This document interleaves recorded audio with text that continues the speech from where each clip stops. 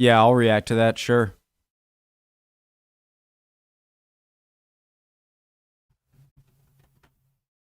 Okay. Hi, guys. Top 10 shocking facts about Napoleon. Let's find out. Preemptive like. The link to the original video, top of the description. Come on. 5, 4, 3. Let's find out. Hi, guys.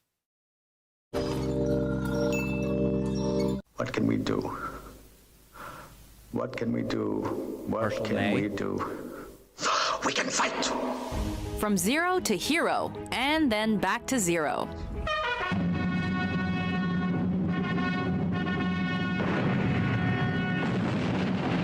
Welcome to WatchMojo.com, and today we're counting down our picks for the top 10 shocking facts about Napoleon Bonaparte.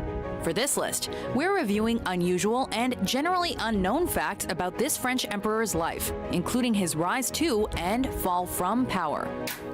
Number 10, his wife's affair was a tabloid sensation. I want you to write to me, once a day at least. Twice would be better.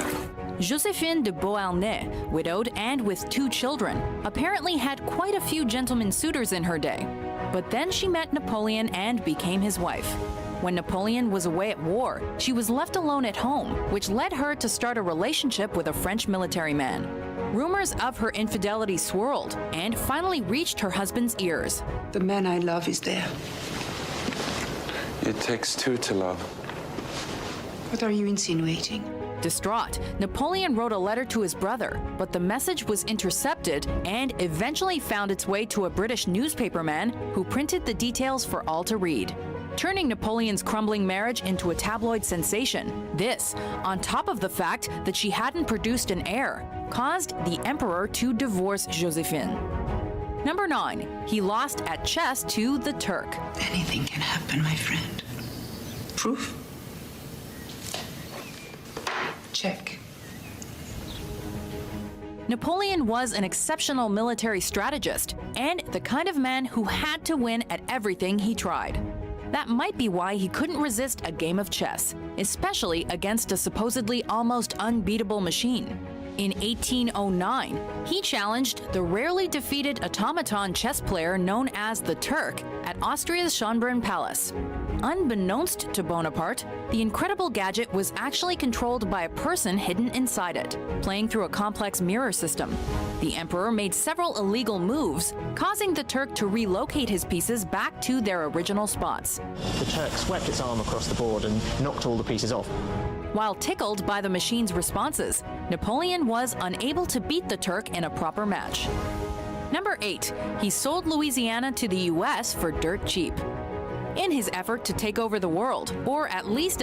I love how Louisiana purchased and also Alaska from Russia is that the more I think about it, like the more that like how freaking lucky the US got in just so many things, and that the US was essentially seen as like this power that could hold on to things that wouldn't let your enemy get hold of it, and yet weren't really strong enough to threaten you. And so why not just give it to them? And so I feel like America, Alaska and Louisiana are 2 examples, just like lucked out when like the big boys were playing and they didn't want something. They either needed some quick cash and they saw giving land to America as not a big deal, and or just rather America have it than one of their enemies. It is fascinating. As much of it as he could, Napoleon began building an empire in North America, taking ownership of the Louisiana Territory in 1800. However, the economic effects of the Haitian Revolution on the French colonial enterprise caused Napoleon to relinquish all of France's territorial claims in North America to the United States. The U.S. came to the negotiation prepared to buy New Orleans and adjacent territories for $10 million. However, they were surprised when France offered all of their lands in North America for $15 million. This purchase gave the U.S. over 500 million acres of land at 3 cents an acre. Needless to say, this was a steal. Very well, that seems fair and reasonable. It's extremely fair and reasonable, considering you could just conquer it for free. What? I mean, you know his troops are tied up in Europe. They don't know that. And you've never lost a war, and we helped. And we couldn't reclaim the land if you did take it, but please, I beg you, pay us something. Just pocket change. Dang it. Dang it. Number 7. He wrote a romance novella. We are different. I will not try to kiss you again. Napoleon's life seemed to have been comprised of one failed relationship after another, though given his nature, it should be no surprise that he had a tendency to sensationalize his exploits. But each of those relationships was filled with a treasure trove of love letters from Le Petit Caporal. After a particularly tumultuous relationship with temporary fiancée Eugénie Désirée Cléry, the future queen of Sweden and Norway, Bonaparte used his writing skills to pen the romance novella Clisson et Eugénie. The novella was essentially an autobiographical account of his love affair with Cléry, although pseudonyms were given to barely conceal the identities of the lovers. The two most outstanding men of our time have been in love with you. And you know real beauty, but you have a way with you. Number 6. He was more Italian than French. I should like you to applaud, to acclaim the victor of Toulon. True, he's Corsican, right? This general of 26, none other than General Bonaparte. A man inextricably tied to French culture and history, Napoleon, perhaps France's most legendary leader, was actually not that French after all. The Bonaparte family was actually from the island of Corsica, which was held by Italy until it was conquered by France in 1769, the year of Napoleon's birth. Kind of reminds me of He Who Shall Not Be Named, Mustache Man, Germany, 1940s. YouTube algorithm won't let me say that, you know, he was actually Austrian and ended up being this, obviously, depending on how you want to use the word great, just a very powerful, you know, one of the most powerful Germans in history. So we must acquire Corsica. I just, maybe that's the only similarity, but 1769, the year of Napoleon's birth. We must acquire Corsica. Sire, it has been considered for some time. Well then, I should not like it to be delayed any longer. And before that, the Bonapartes were part of the Tuscan nobility. In fact, Napoleon's birth name was actually Napoleone di Bonaparte, while family and friends affectionately called him Nabulio. The eventual emperor of the French only seriously began to learn fluent French when he was sent to school in France at the age of 9. But he never did learn to spell properly. Quel dommage. But must one say Bonaparte or Bonaparte? Bonaparte. Times change and names with them. Number 5. He didn't exactly get along with the Catholic Church. The Pope will think we've run into him totally by chance. I cannot let him imagine that I would make an effort to meet him. I owe him no more respect than I do to any petty little king. so badass when he puts the crown on himself. Think about that. You cannot discuss the rise and fall of Napoleon without mentioning the Catholic Church.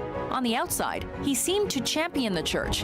In 1801, after the Revolution and basic dismantling of the Church, he signed a concordat to restore the Roman Catholic Church as the majority church in France and reinstate its power. My idea is to transform Notre Dame into a Greco-Roman temple. That is to say pagan. That is to say spectacular. However, behind closed doors, he was not devout. That's fantastic. That is to say spectacular. Notre Dame into a Greco-Roman temple. That is to say pagan. That is to say spectacular.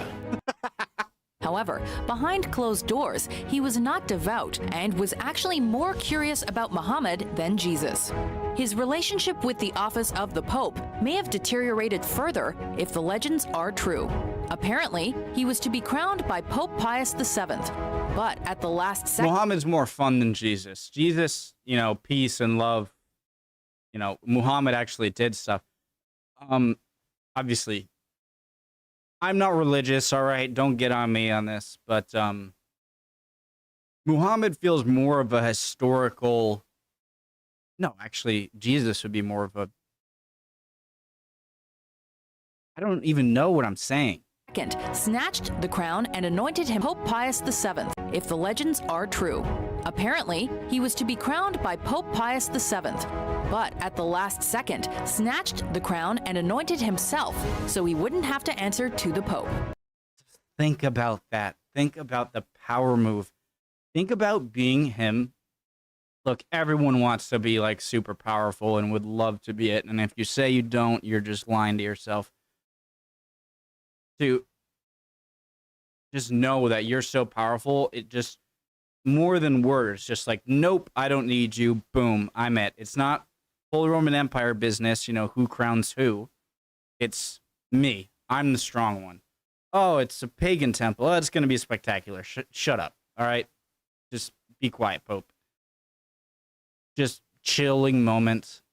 And maybe one of a few people in history to know that they have that much power.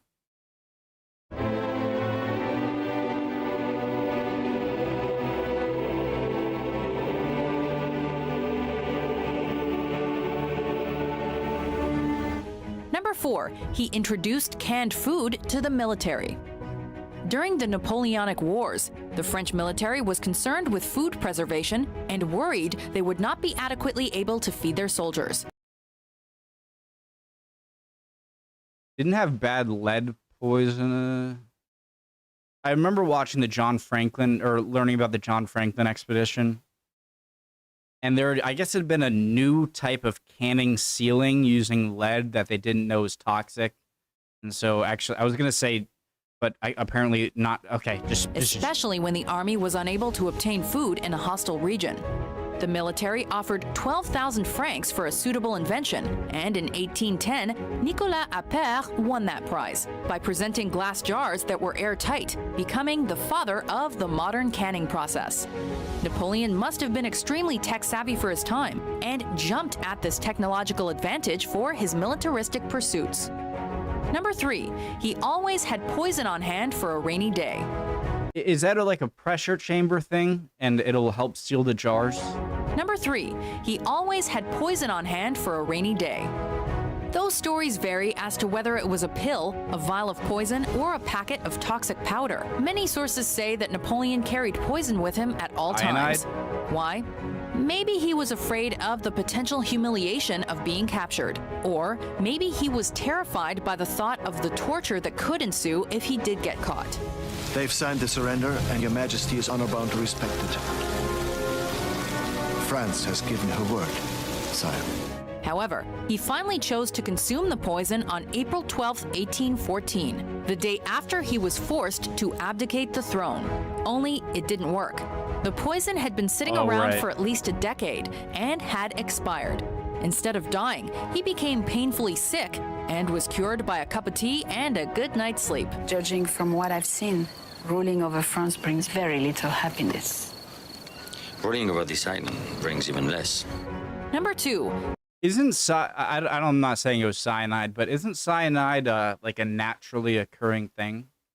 And so maybe they had it back, isn't it? His little soldier lives in New Jersey. While he was alive, there was this obsession with his sex life and his personal life. He was a celebrity in the same way that we regard celebrities. Napoleon was certainly a man of the world. But did you know that Napoleon has roots in the United States? Well, at least part of him does. After Napoleon's autopsy, his physical examiner, Dr. François Carlo Antomarchi, who was left out of Bonaparte's will, and you'll see why that's important in a minute, decided to take a memento for himself from the infamous emperor's body. What did he take, you ask? Well, he snipped off his penis. Napoleon's little soldier has changed hands and traveled the world, and eventually was bought by an American urologist in 1977, whose daughter now owns it and houses it in her basement in New Jersey. And in case you were wondering, why get it out of New Jersey? Filthy. He was not that well endowed. This is definitely a little smaller than I thought, maybe 1.5 inches or so. Don't do that to him when he can't defend himself. Come on, it's his little soldier.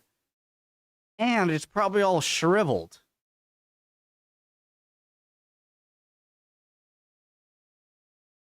And maybe the guy was so upset that he was left out of the will that he trimmed it short just to be like, ha, look. Maybe 2 inches, 1.5 inches, do you think? And I guess that's what happens to flesh. I guess none of us are going to look too good after 185 years. That explains everything. Before we get to our number 1, Say no more. It's all makes sense now. One shocking Napoleon fact. Let's review some honorable mentions. It's what's behind the throne that counts. My brains, my ambitions, my desires, my hope, my imagination, and above all, my will.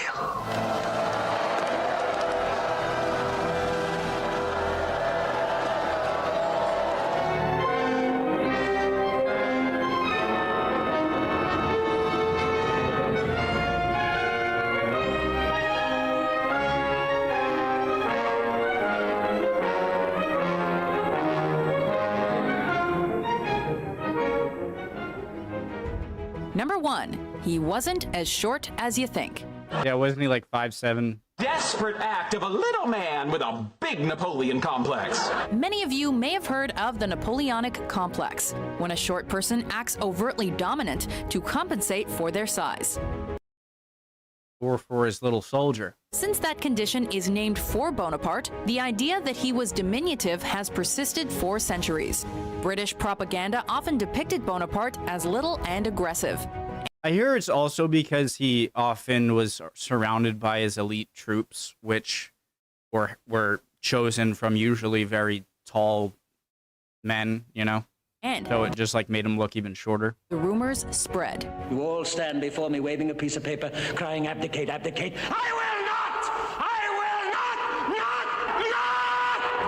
However, Napoleon was the average height for his time. At his death, he measured 5 feet 2 inches in French units, or 5 feet 6 inches in the modern English system. You have depicted me as smaller than Monsieur Talleyrand. Well, sire, I was merely respecting nature's proportions. A man's scale is determined by his destiny, not by nature, monsieur. Of course, sire. Napoleon himself is partly to blame for the myth, as he preferred his elite guard to be comprised entirely of tall soldiers, which made him appear comparatively short. No wonder they called him Le Petit Caporal. Thank you for that. Do you agree with our list? I love that word, petit, or especially saying with the le petit fromage. I don't know what that means, but it sounds right. Le petit fromage. What are your favorite facts about Napoleon?